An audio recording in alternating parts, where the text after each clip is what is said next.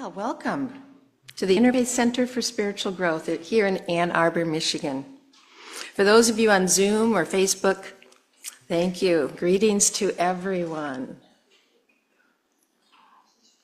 And if you're joining us for the first time, I'll just briefly describe how we are an independent place for spiritual seekers, new thought practitioners.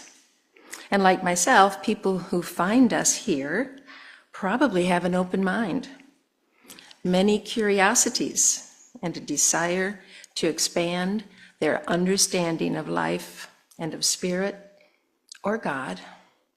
Whatever word you use, it doesn't matter here, because we are an independent organization with no hierarchy to tell us what words we can use.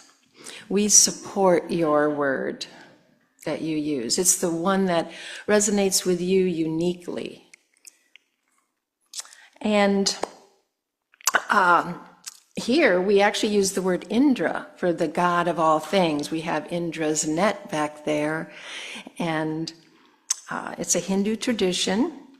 Indra, like I said, is the God of all things, and the net represents the interconnected nature of all souls. This story is a way of describing how everything we think, say, and do has an effect on the rest of the jewels, the rest of the universe. So while we experience this as a fullness of life, sometimes it can get a little chaotic, like what we're sort of crashing about in these recent days and months and years. But I also want us to remember that life is also an empty vessel into which we can pour our thoughts and beliefs of a benevolent universe into it. In this spaciousness, we can decide what vibrations and energies to pay attention to. We can choose to reflect back the ones that carry the highest vibrational capacities, thereby increasing the probability of those types of manifestations in our world. And today I invite you to recognize that benevolent light within you as we move into and through our celebration service of peace, love, and togetherness. It has been a marvelous month. May, where we have activities focused on mothers, on the maternal instinct, on the power of our feminine side. And I just want to give a brief shout out to one of the events, Friday night, the Healing Feast. Reverend Sari Brown has a different theme for each monthly Healing Feast, and last Wednesday was about the feminine principle, mothering and nurturing and resting. And the thing that stood out to me throughout our discussion and the activities was the concept of rest as resistance. She actually had us resting. Some people even fell asleep, not out of boredom, but because we claimed our right to rest. And when we do that, we resist the constant badgering of our culture to always be working or doing. So we learned how to stop the doing and just rest. And that's what I wish for you and all of us. Let's rest and relax in this divine morning. Again, welcome everybody. I didn't mean to carry on so long, but that was a really neat activity that we had at the Healing Feast. And if you know me, like yourselves, you're probably believing that you're on a spiritual journey. Everything has a spiritual significance. So let's get on with our announcements and the rest of the program. Thank you everybody for being here. Okay, getting on with the program. The first Tuesday of the month in Ypsilanti, there's going to be a sound bath and a Kundalini yoga class. I'll post it in the email to people, and there'll be little flyers out there. And then also The second Tuesday and Wednesday mornings, a Kundalini yoga class by Katie, the gal that ministered here last week, I think it was. And then the second Saturday of this coming month will be the Ram Dass satsang. If you don't know what any of those words mean, you're probably not interested, but otherwise see me and it's on this piece of paper.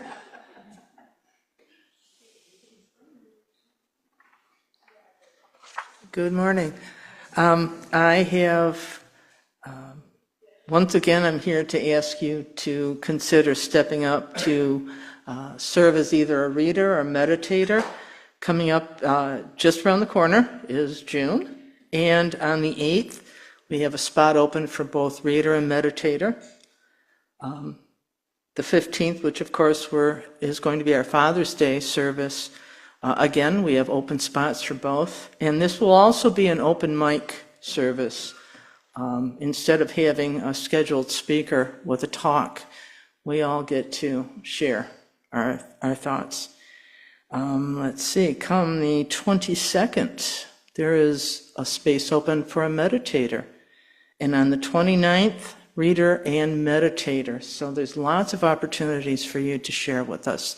This will be out on the table closest to the front door, ready for you to sign up. Thank you.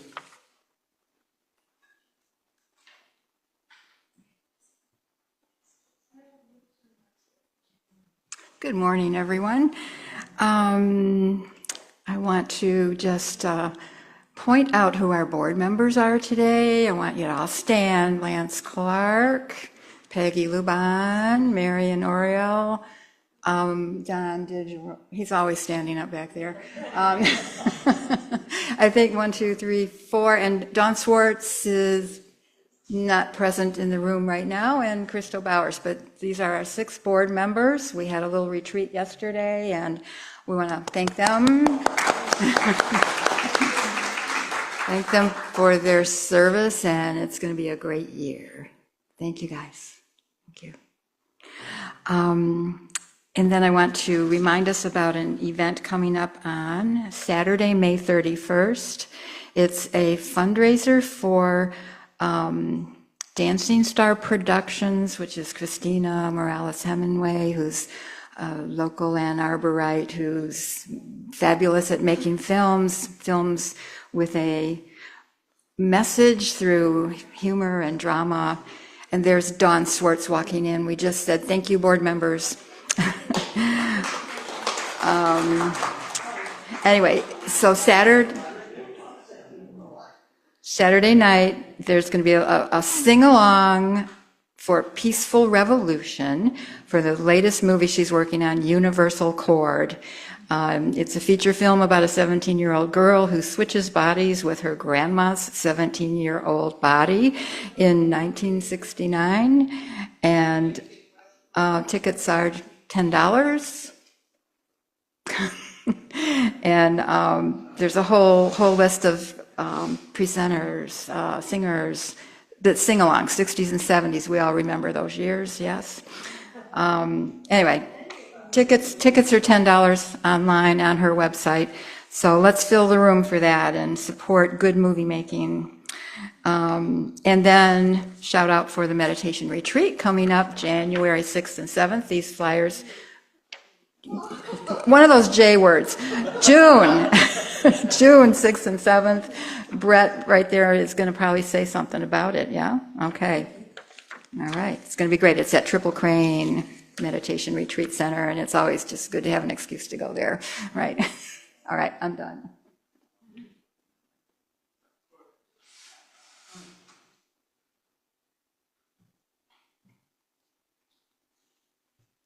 So May's almost over. That means next Sunday is the first Sunday of the month, and we know what that means, right?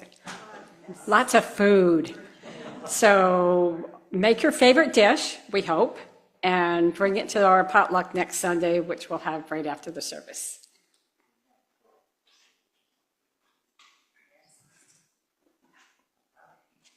Good morning, beautiful people. I do want to talk a little bit about the meditation retreat. I want to say that like pretty much all of you, I've been on my path of discovering and asking the question, who am I? And keeps taking me deeper and deeper down into the rabbit hole to discover everything we need is truly here. And I invite you just to be there to just open your hearts and let go of what blocks you from experiencing this beautiful moment as it is right now that's always there. So we're going to have vegetarian cuisine. The caterer is wonderful, comes from a very wonderful space. Triple Crane Retreat Center, great space to be at. And Swami Sankarananda has taught there many times. And so just really invite you. And how many do we have now, Daleth? Do you know? I think it's around 15 plus maybe the 3 teachers. So anyhow, it's a great space. If you'd like to join us, please do so. Thanks.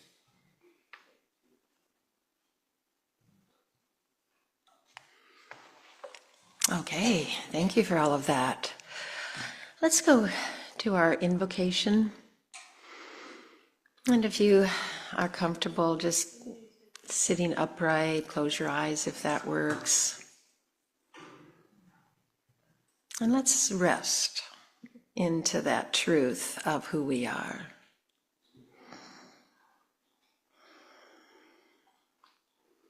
Just rest in the truth that love is everywhere present.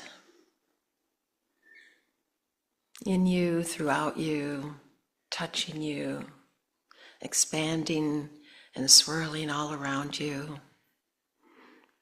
Love is moving itself in and through this sanctuary.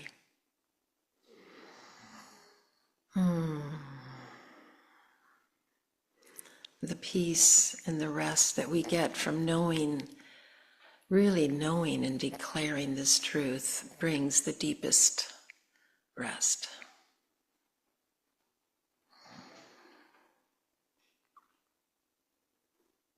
And in this sacred space, I know that our morning and our service, our music, our message, our reading, everyone's contribution here is flowing and interconnecting and collaborating on an energetic vibrational level.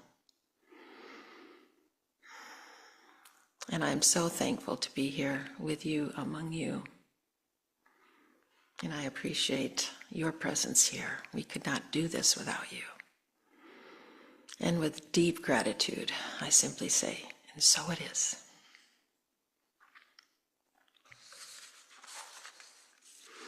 For our peace prayer, I have chosen something that I think everybody knows.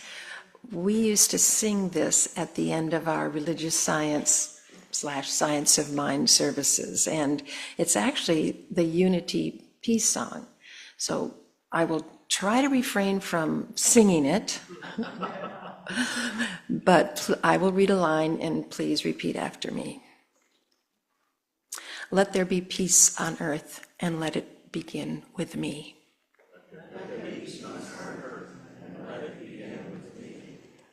Let there be peace on earth, the peace that was meant to be. Let there be peace on earth, the peace that was meant to be. With God as creator, family all are we. With God as creator, Let us walk with each other in perfect harmony.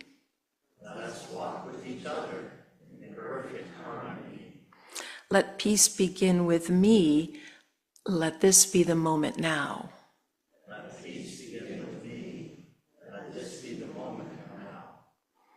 With every step I take, let this be my joyous vow.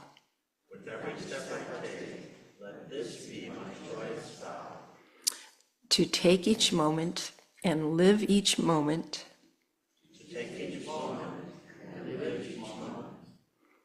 In peace eternally. Let there be peace on earth. And let it begin with me.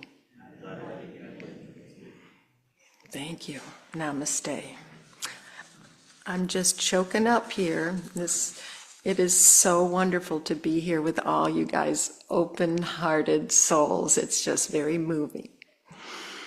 Okay, moving on to our spirit song. Let's take that tearful, joyful energy, rise up, and if you have your little sheet of paper with the words on it, the spirit song is, "Who Will Love?"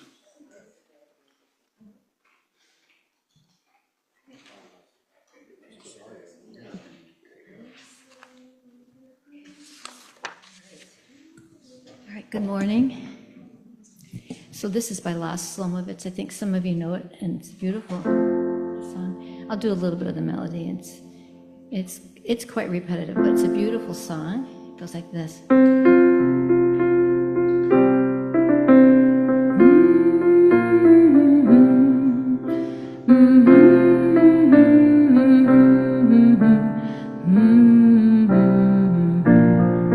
That's it. But who will love if we don't love? And who will light the way?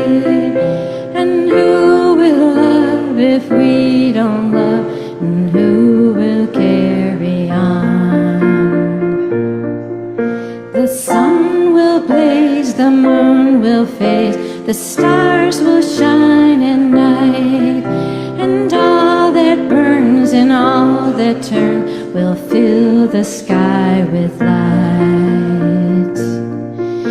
But who will love if we don't love? And who will light the way? And who will love if we don't love? And who will carry on? The wind will blow, the streams will flow, the seas will storm and calm. Thus earth will yield in wood and field, her flowers, fruit, and balm. But who will love if we don't love? And who will light the way? And who will love if we don't love? And who will carry on? But who will love if we don't love? And who will light the way? And who will love if we don't love? And who will care? Can we do that one more time, the last two lines? And who will love if we don't love? And who will light the way? And who will love if we don't love? And who will carry on?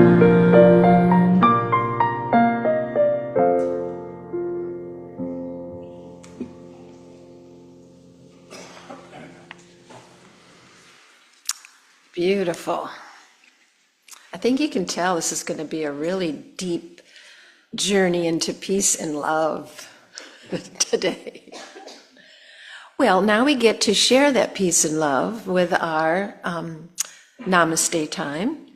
And that's when we get up out of our seats, if that's comfortable for you. Some people like to meditate in their seats and just simply stay in that silent spaciousness. But as you go around to bow and greet the God in each other, we typically say namaste.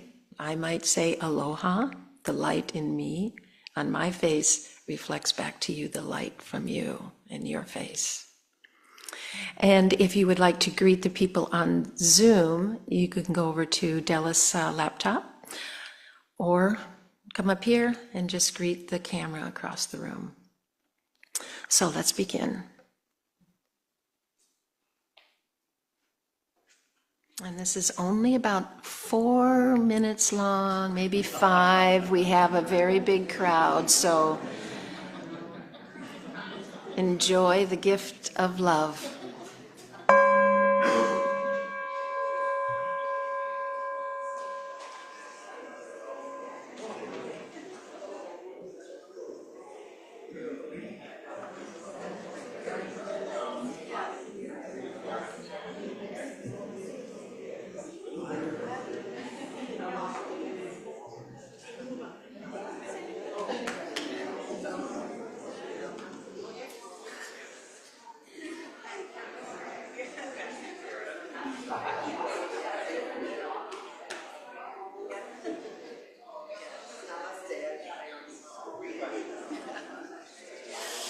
Bill. Have you been away? No, I just live 50 minutes away. So. No, you've been away. I thought maybe you were wife. No, like I say, I have so much stuff going on in my other home, but I am going to Idaho for my Very good. Spread out though, Idaho. Wow. It's a long way. Hope you're flying. This trip I'm flying. Yes. I did. I recognized your post on Facebook this morning. I thought, well, that'll fit perfectly in what I'm saying. But it skipped my mind. Yeah, I think you posted it last night or something. Oh, okay. I like your postings. Thank you. Appreciate that. I try to be positive and also try to share news. Yeah, exactly. Factual stuff and also. It's so yeah. Nice to see you this morning. Thank you. I always appreciate your platform. And I was feeling the vibe too today. The vibe today, yeah.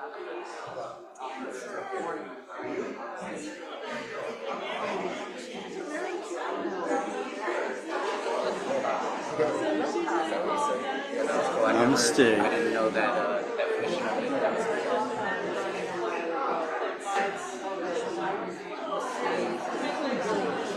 Cool. Thanks for sharing. Namaste.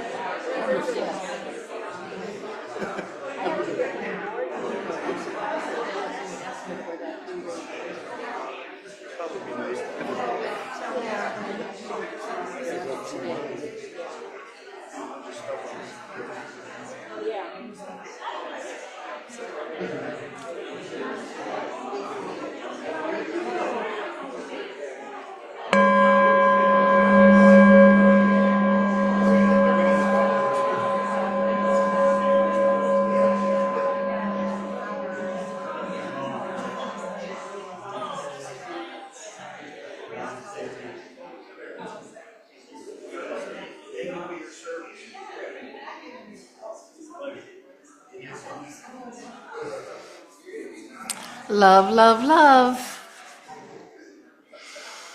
We speak the language of love here.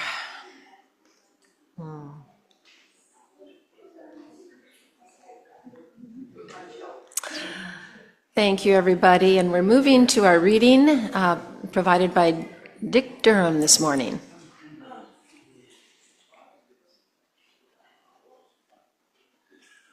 Hi. My first reading is going to be from a book called Forgiveness by Gerald Jampolsky. And it's called Forgiveness in the Community. When a person acts unjustly or irresponsibly in the Babemba tribe of South Africa, he is placed alone in the center of the village, but is in no way prevented from running off. Everyone in the village stops working and gathers in a circle around the person who has been accused. Then each person, regardless of age, begins to tell the person in the center about all the good things he or she has done during his or her life. Everything that can be remembered about this person is described in great detail. All the accused's positive attributes, good deeds, strengths, and kindnesses are verbalized for their benefit. Each person in the circle does this in great detail. All the stories about this person are told with the utmost sincerity and love. No one is allowed to exaggerate events that happen, and everyone knows that they cannot make stories up. Nobody is insecure or sarcastic as they speak.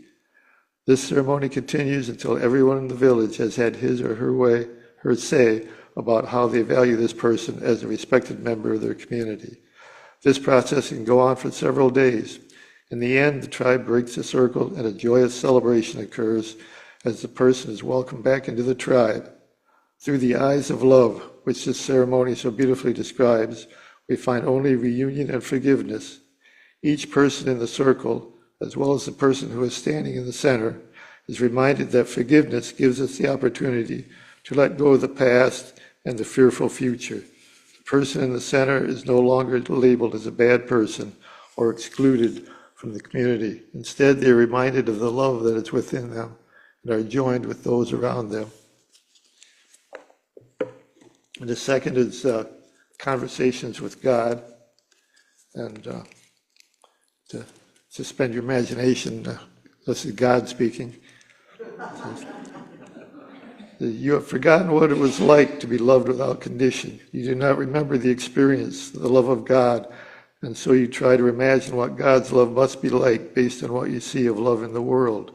You have projected the role of parent onto God and have thus come up with a God who judges and rewards or punishes based on how good he feels about what you've been up to. But this is a simplistic view of God based on your mythology. It has nothing to do with who I am. Having thus created an entire thought system about God based on human experience rather than spiritual truths, you then create an entire reality around love. It is a fear-based reality rooted in the idea of a fearful, vengeful God. Its sponsoring thought is wrong, but to deny that thought would be to disrupt your whole theology. And though the new theology, which would replace it, would truly be your salvation, you cannot accept it, because the idea of a God who is not to be feared, who will not judge, and who has no cause to punish is simply too magnificent to be embraced within even your grandest notion of who and what God is. This fear-based love reality dominates your experience of love, indeed actually creates it, for not only do you see yourself receiving love which is conditional, you also want yourself giving it in the same way. And even while you withhold and retreat and set your conditions, a part of you knows that this is not what love really is. Still, you seem powerless to change the way you dispense it. You've learned the hard way, you tell yourself, and you'll be damned if you're going to leave yourself vulnerable again. Yet the truth is, you'll be damned if you don't. By your own mistaken thoughts about love, do you damn yourself never to experience it purely. So too do you damn yourself never to know me as I really am.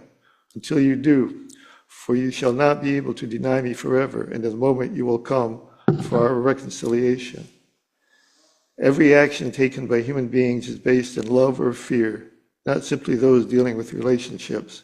Decisions affecting business, industry, politics, religion, the education of your young, the social agenda of your nations, the economic goals of your society, choices involving war, peace, attack, defense, aggression, submission, determination to covet or give away, to save or to share, to unite or to divide. Every single free choice you ever undertake arises out of one of only two possible thoughts there are, a thought of love or a thought of fear. Fear is the energy which contracts, closes down, draws in, runs, hides, hoards, harms. Love is the energy which expands, opens up, sends out, stays, reveals, shares, heals.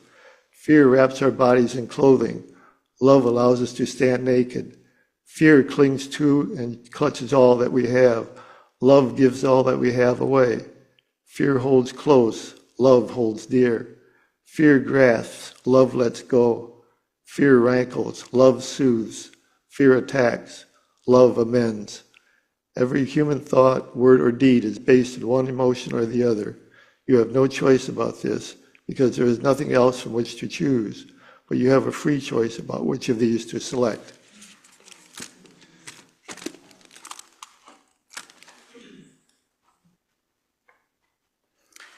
Such wise words. Thank you, Dick.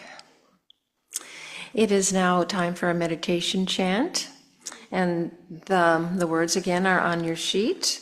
I rest in love, and then it is followed by with a meditation by Brett Kuhn.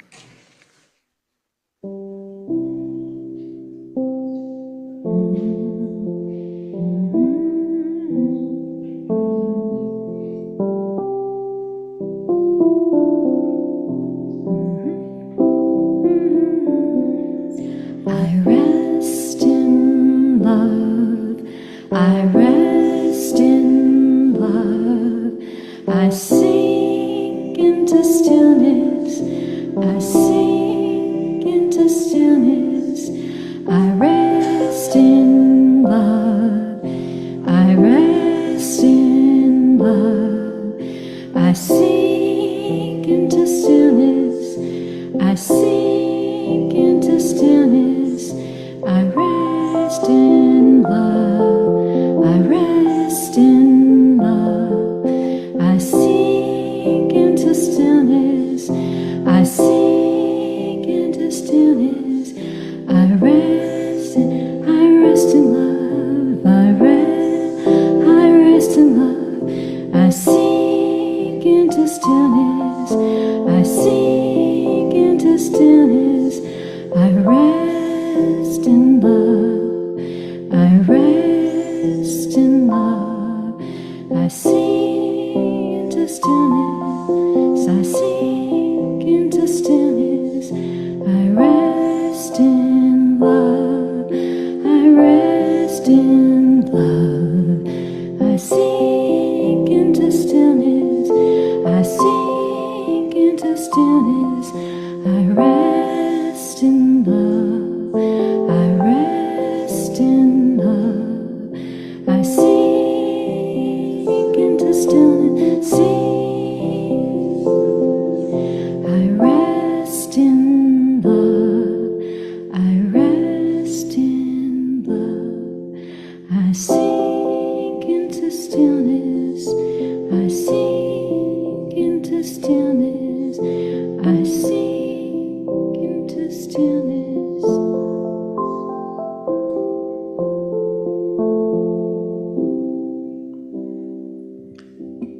And just allowing yourself to really fully sink into this moment, sink into the stillness. And if you haven't done so already, I just invite you to let go of all the past and let go of all your worries about what might happen in the future. I'm also going to invite you just to let go of your need to fix or change or heal yourself or anyone else, just for right now. There's nothing to fix right now. There's nothing to change right now. And just, again, sinking into this perfect moment right here. This sanctuary of peace that you are. And I also invite you just to give up the search right now. We try so hard to find peace, to find joy, find love. What if it's already here? What if you are that? So the invitation is just to fully surrender, to fully melt into this moment. And I hope you feel a sense of peace, that there truly is nothing to find, because you are that. Everything you've been looking for, the peace, the joy, the love, God. So just even for a moment, to give up the search, to give up your need to fix or change anything, and to find this perfection. Nothing of us, nothing.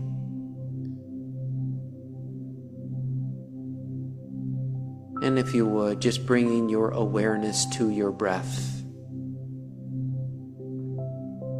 And just notice that your body is breathing. Maybe it's a shallow breath, maybe it's a deep breath. Maybe it's quick or maybe it's slow. Just whatever your body is doing, can you just be a witness to that?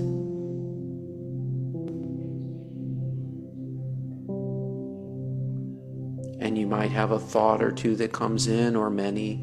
It's okay. It's okay. Just notice that And as soon as you have that awareness, just coming back to being aware of your breath, which beautifully brings you back to this present moment, which is all there is.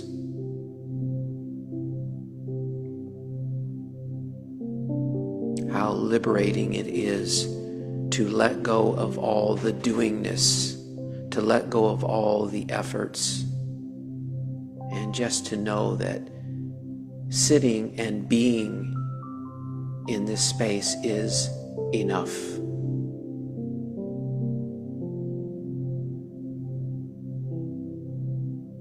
So I just invite you to rest in that stillness right now.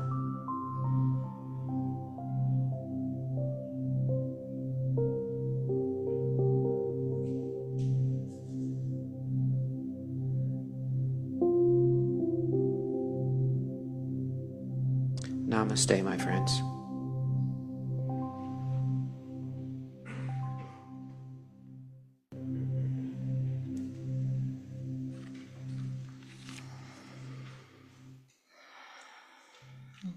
And now we move to a special presentation.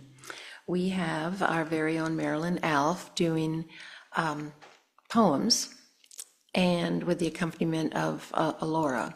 Marilyn is joining us on Zoom.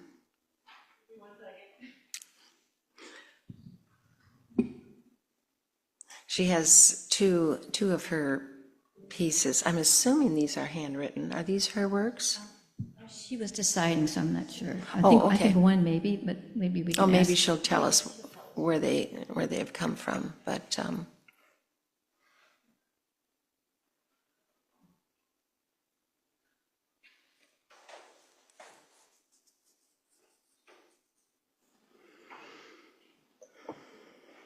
thank goodness for technology and technologists. I think Don may have to call Marilyn.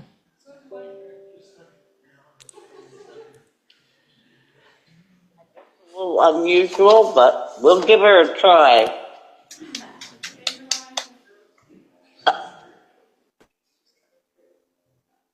Okay?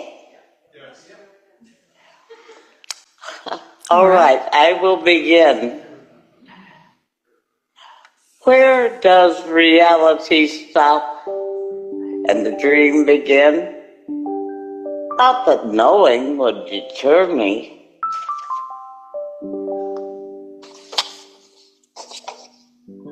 Touch me softly, I am beyond skin. Neath sinew and bone is where I begin.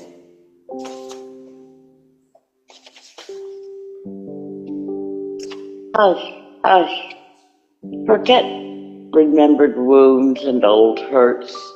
They were then, and we are now. Let us be together. When you approach, I open my arms and hold out my dreams to you. But when you cannot, I still will. Though it may be harder. I struggle to instruct my timid heart and mind that you are unique, as I am unique. And thus, there will be times of differences, healthy separates.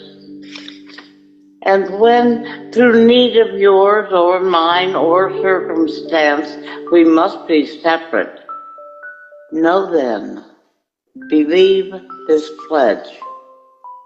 I keep sacred and ready a place for you, and acknowledge you with trust across the space between us.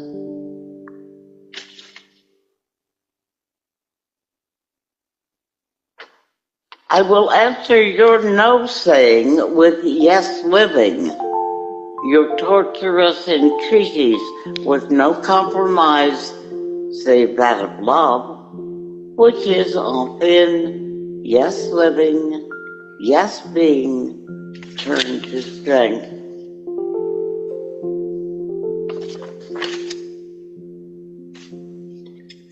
This next poem you probably all can relate to, if not in your own self, or your children, or somebody else's child.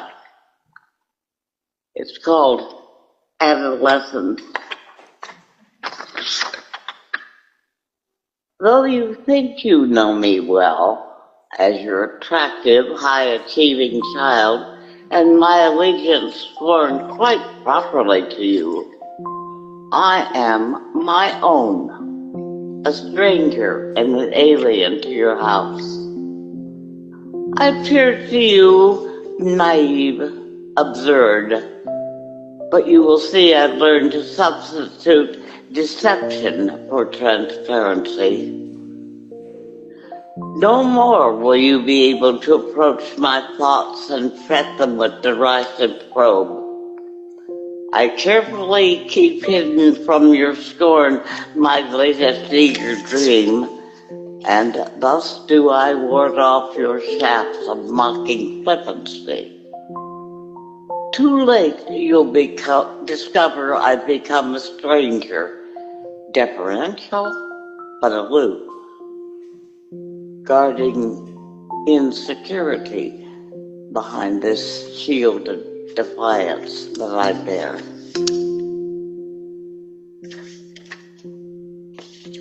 My last poem is called Autumn Song. I wish that we had met, dear one, a long, long time ago, when fields were green and we had time to watch our friendship grow. We would have had so many dreams to choose and build upon, and all the stars and all the hours, now forever gone. But that was not the way of fate, and with nothing in our power can we create the might have been had we met that earlier hour. And yet, this void of memories leaves space to cherish and recall with gratitude the miracle that we ever met at all. Namaste.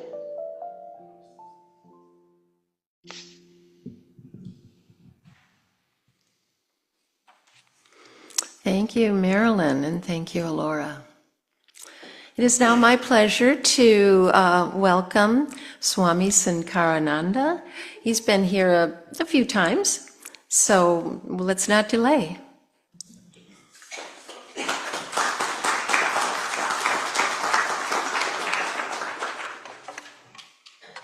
Thank you. It's wonderful being with you. Can we start this traditional thing, chanting Om 3 times? And just exhaling completely, let everything out. And a deep inhale into the abdomen. And we center in these healing vibrations. Om.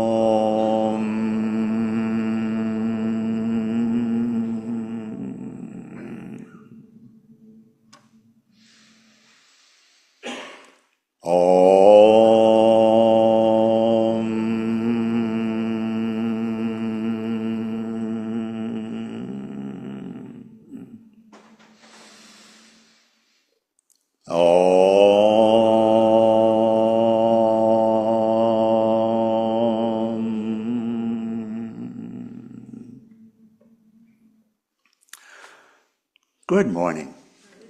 Good morning. It is wonderful to be with you. Oh, such beauty appearing as you. Amazing, amazing. And those joining us online, greetings. Om. Thank you for the opportunity to do this. And thank you for the opportunity to be with you here today. Dallas had reached out a month or so ago, and I was very happy to say yes. So, love, and the topic, love and freedom. And it seems to be a theme of the day, yes? So beautiful, the coordination that comes together. Love is vexing, and maybe we maybe we see that it's been a vexing topic for us as individuals. I see it. There was a realization early on that I expected unconditional love. And there was another realization that I wasn't getting it. It's jarring. It's jarring. And later on, only later on, came the realization I wasn't willing to give it. That I wasn't willing to give it. In fact, I made a project back in my very worldly years, meaning worldly thought, worldly ideals. I made a project of asking everyone that I knew, every friend that I worked with, and my friends at that point were all quote-unquote work friends. I asked them this question. I said, is there anything which your partner could do for which you could not love them anymore? Because I was dealing with this personal thing as I seemed to have lost the capacity to love someone that I had committed to love forever. And I was really struggling with this. And what I found is very interesting that each of us have a limit. And asking this question, everyone had an answer. This wants to be faced. This wants to be faced. Because there's a limit that we placed now, and it's innocent enough. It is so doggone innocent in terms of how it happens, and yet it happens. If you look, you see, it happens. I expect unconditional love, and yet I'm unwilling or unable, seemingly unable to offer it. Does that resonate? Yeah. It's and in here we find what makes life jarring from this perspective. We'll find it right here in examining this. Now, fast forward, because I had come to realize something else. I realized that I didn't know one darn thing.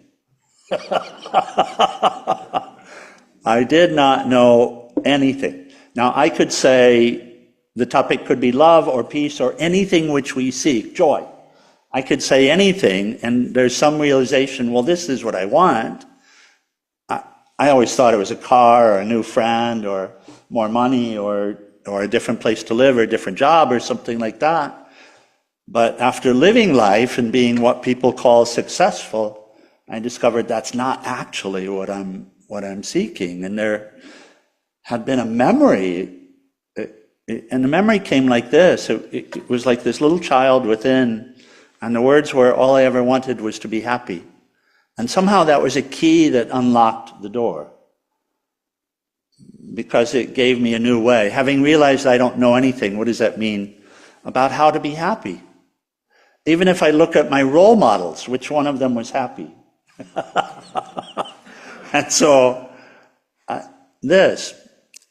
asked. Something broke open in my life, and so I asked how, where, who, like this, and it was as if I was guided at this point.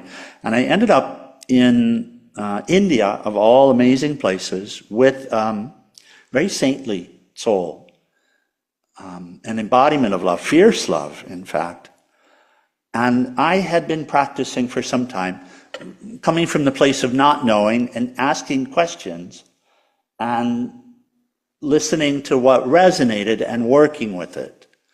And so through the practice, I was finding a shift, a change, please forgive. And the change was, I called it, I talked to Swamiji and I said, Swamiji, one day I said, Swamiji, I'm falling in love with life. And fierce love responded and said, no, not falling, rising. And then he said this, which was quite interesting at the time, and I made it a project to learn what he meant. He said, people think that love is a verb, that it's what we do. And he said, it's not true. Love is a noun, it's who you are. And so I would vouch for this at this point. It's who you are. And there was this discovery in the teachings, various teachings of the various traditions. It is said that love is natural. Love is natural. And I'll share this example that had been shared with me years ago. That it's not a feeling. Now, I had always equated love with like. I had always felt that that which I liked so much, I loved. And this was an absolute equating within this mind. This is it's the way I saw it.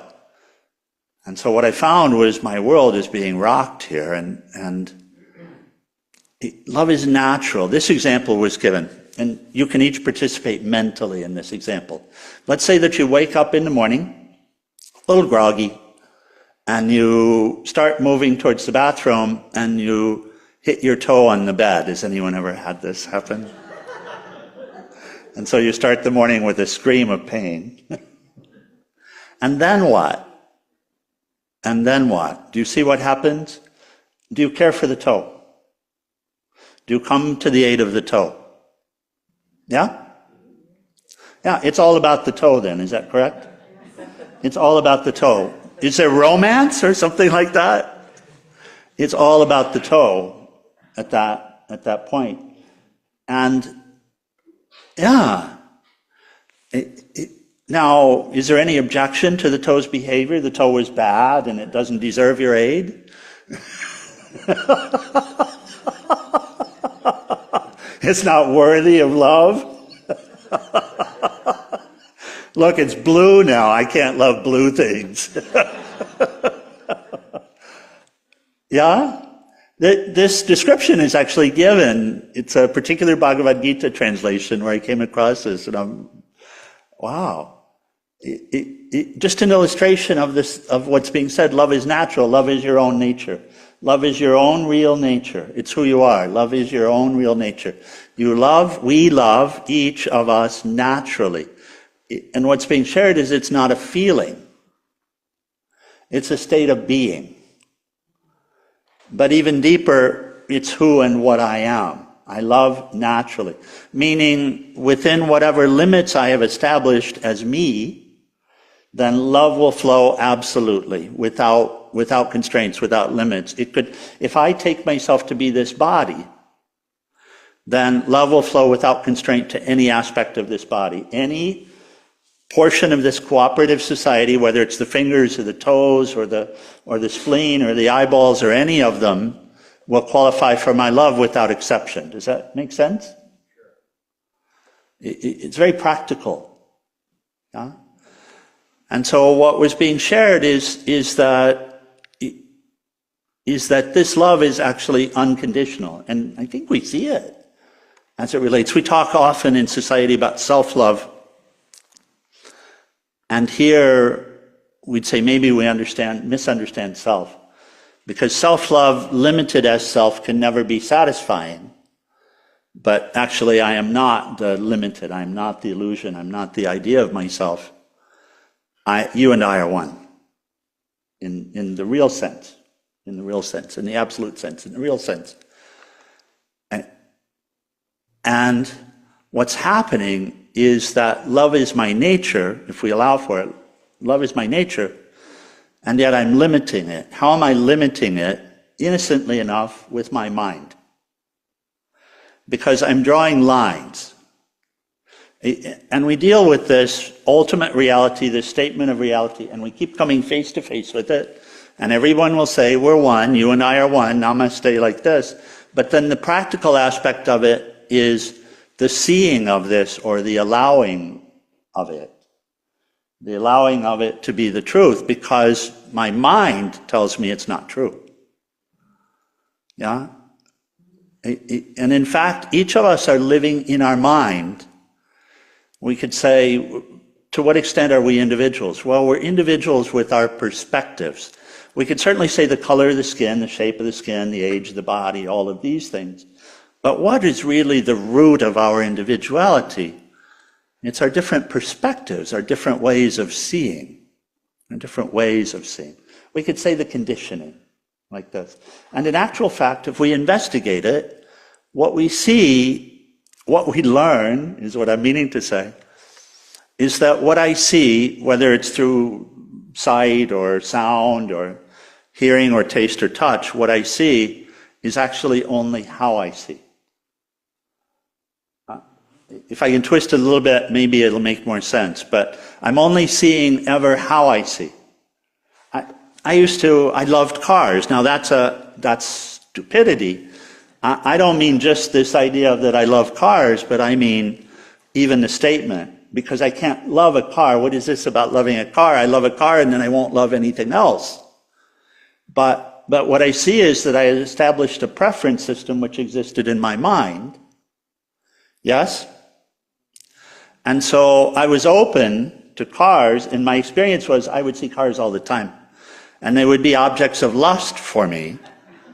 And so I would have a whole preference system about cars. And so as a result, what I saw in life, most of life I passed by, I never saw it. But I saw the car part, I saw the girl part, I saw the part about technology. Whatever my preference system was, that's all I could ever see. Does that resonate? So it's just said, what I see is actually how I see. I just see my preference system. I'm seeing an outer world, but I'm seeing it according to my perspective. And so what I'm really seeing is my perspective, not an outer world, if we allow for it, if it makes some sense. What we would say here, love and freedom, is that actually life is happening for me, not to me. And that's a big switch. What does that mean, life is happening for me, not to me? Well, I seek love, I am love.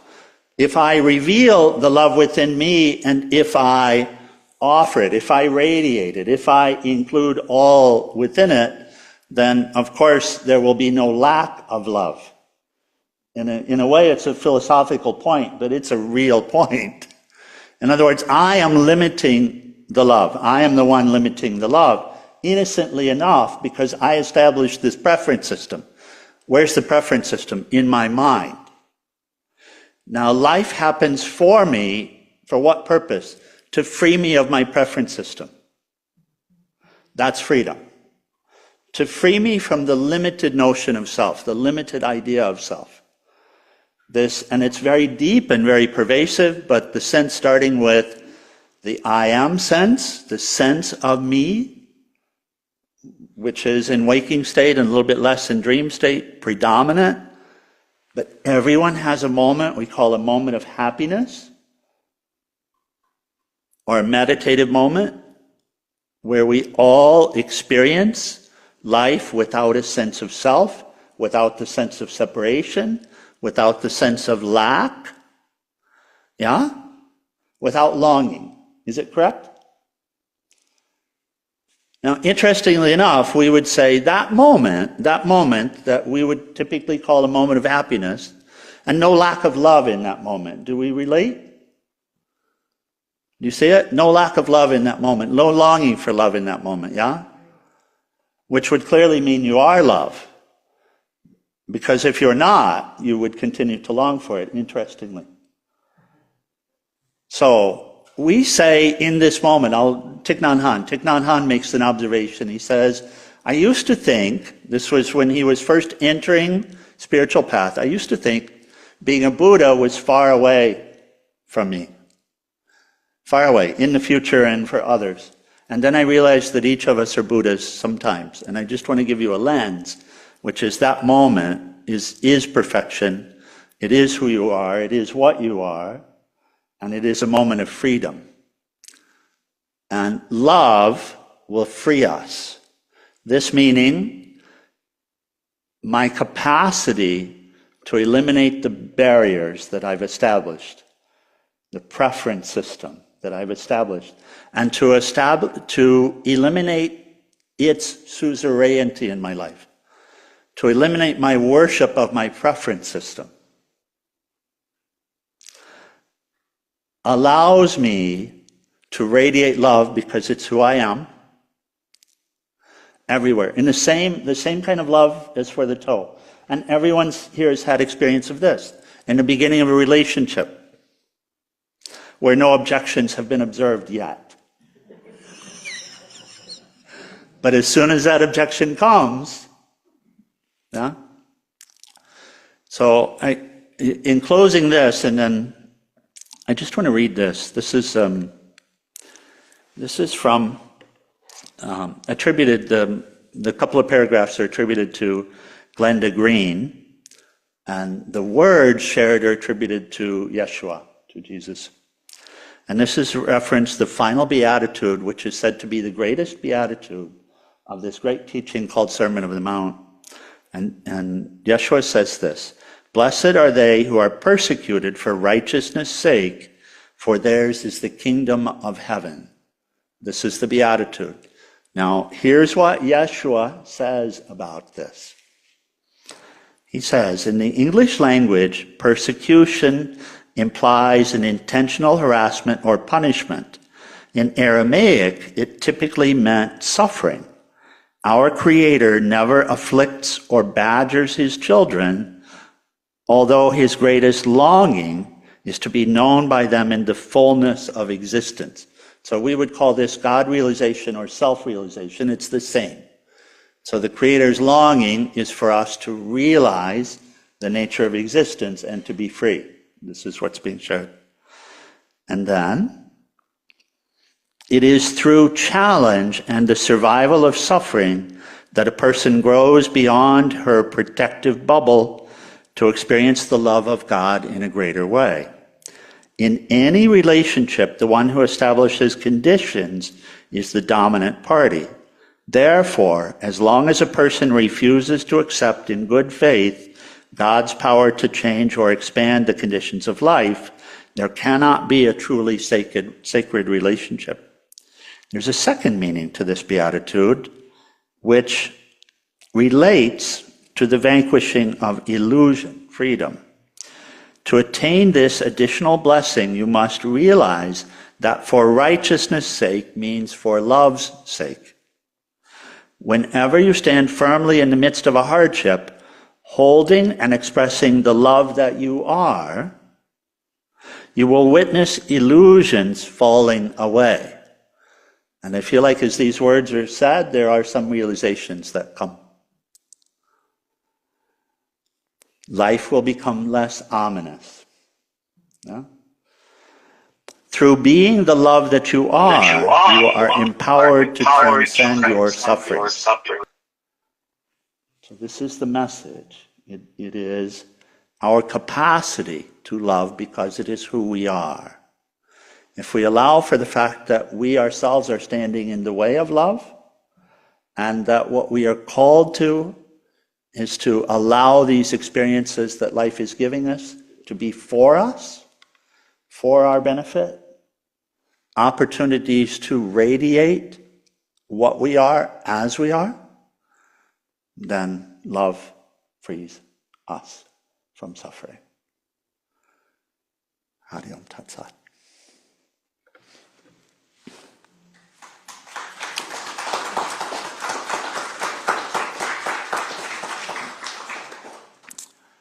So if we have... Anybody, come on up to the mic. Questions? You stay right there. Okay, I'll stay here. Please, sir.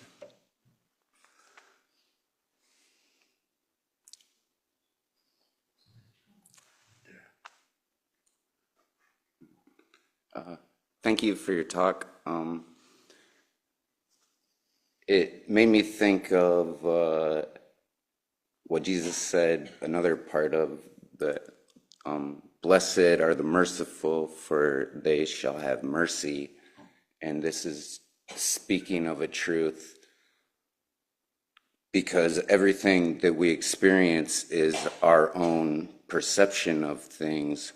So the only time we ever experience unconditional love or mercy or any forgiveness is when we ourselves are forgiving or merciful or unconditional or loving unconditionally. Thank you. Thank you. We can say when we allow existence as it is.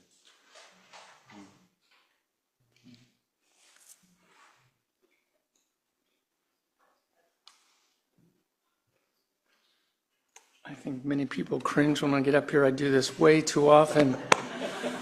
But I really appreciated this because about 3 years ago, in fact, it was on Juneteenth of 22, I had this powerful experience of feeling the limitations I'd put on love over my lifetime. And first, I've talked about, I think, in a sermon here, what happened was realizing that I'd always been looking for love rather than seeking to give it. And it brought me to tears. And then I realized almost immediately that God forgave me for my shortcomings and that I could go forward from there trying to do that. And then came the idea, what I'm here to do is love everyone. And again, almost immediately I went, there's no way I'm going to do that. I mean, everyone? Really? Really? And then, again, it came to me almost immediately, yeah, but it's worth the effort and God will forgive your shortcoming doing that. Well, I went forward that summer and I think I really lived it for a while. I just was so expansive and so loving and just so much enjoying the dance when I go out to dance that it felt like it was really happening.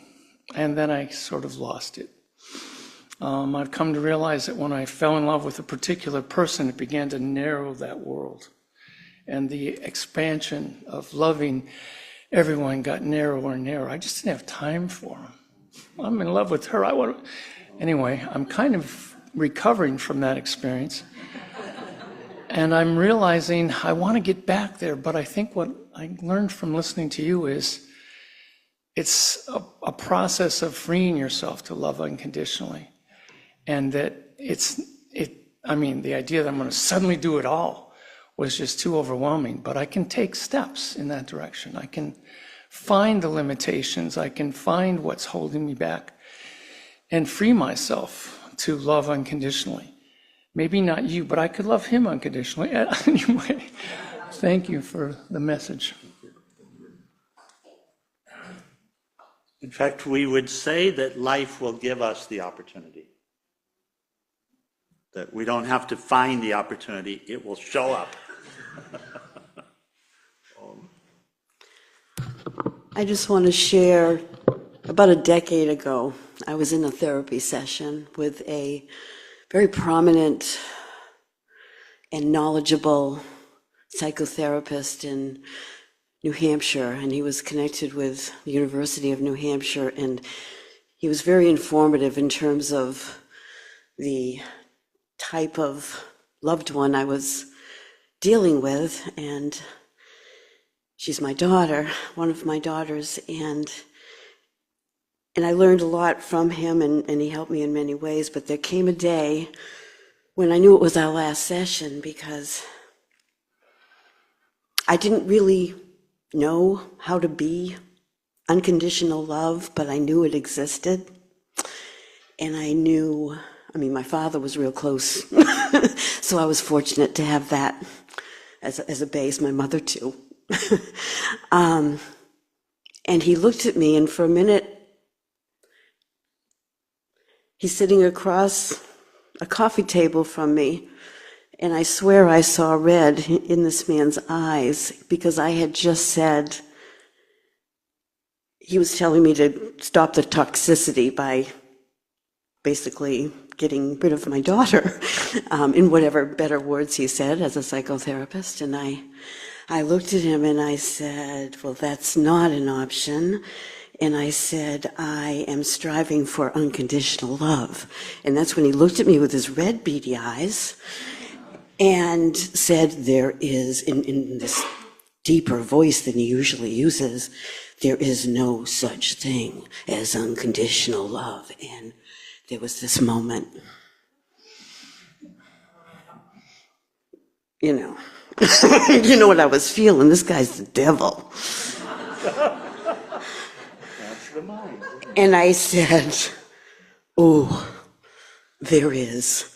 And we're done, and I took my stuff and I walked away. Just wanted to share that. Oh, just look to sorry. Words, 3 maybe. A quote, Maharishi Mahesh Yogi. Some have heard the name from years past. The question he had asked was, what is this stress everyone is talking about? Which gives a little purview of his experience with existence. But what is the stress everyone's talking about? There was discussion, and he translated, he said, resistance to existence. Resistance to existence. So like, dislike, that's different. That's not love. Like, dislike, that's not love. It's not that we want to partake in everything, saying, this is it, this is it, this is it. But the Dalai Lama was asked for a definition of love. He gave a one-word answer. He said, acceptance. And so we want to accept existence to appear in our lives however it appears, and then do what we need to do, but the acceptance wants to be first. This is serenity prayer, isn't it? It's the acceptance wants to be first, and the way you'll know it is if you can get to a place of well-wishing. If you can just get to that place of wishing whatever the situation is, whatever the person is well, then you'll know that you're clear, and love will shine. Thank you. God bless us, everyone.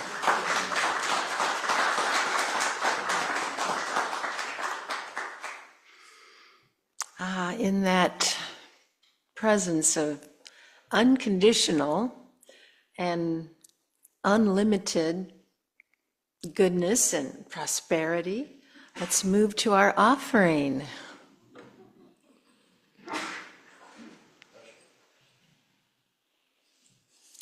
We have a little saying that we say together. So hold your gift in your hand, or if you do your giving online through PayPal, the website, or snail mail, doesn't matter. Just hold that intent of your giving and say with me, we fill these offerings with our love and blessings, sending them forth to bring peace to our world.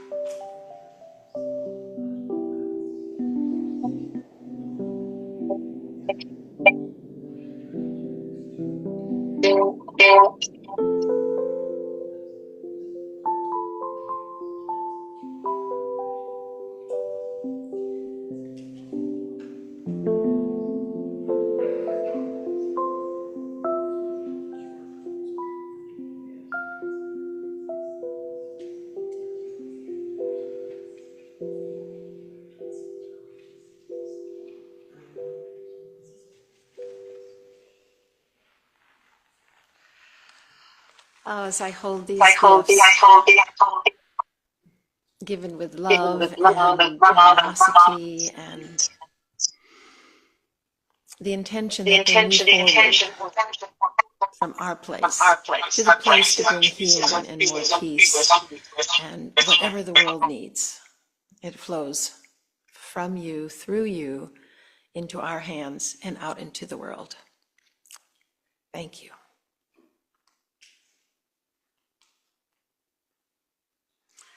And we have some other things, people to give thanks for. And let's start with our greeters. We have Jean Ballant and Vicki Davenich and Kayla Chalo on Zoom. Thank you, ladies. See them waving. And here at the center, Craig Harvey and Mark Maxwell. Diane Gledhill did our sound today. Oh, and Don. And Dave Snyder on the camera. Lovely flowers by our florist, Maurice Clark, our resident florist. Our welcome table, and don't forget to stop there in the social hall and see Barb Fisher, Sandy Hill, and Cooper Holland. Alora Massaro, of course, did our music, reading by Dick Durham, meditation, Brett Kuhn, and our message by Swami Sankarananda. And we had the special program, this special presentation by Marilyn, accompanied by Alora. And thank you to everyone who showed up today to receive all these wonderful gifts from all of our volunteers.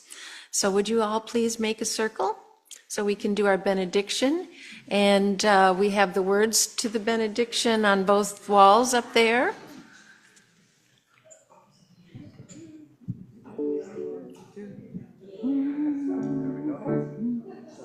Is it right hand on top? Can you guys go around? Put out my hands. Thank you. It's just the way he's. That feels better. Right down. Oh, yes, unless you go like this. Okay. I know you will. And I'll crack up while I'm singing. Does that look good? Are we together here? I think. Here we go.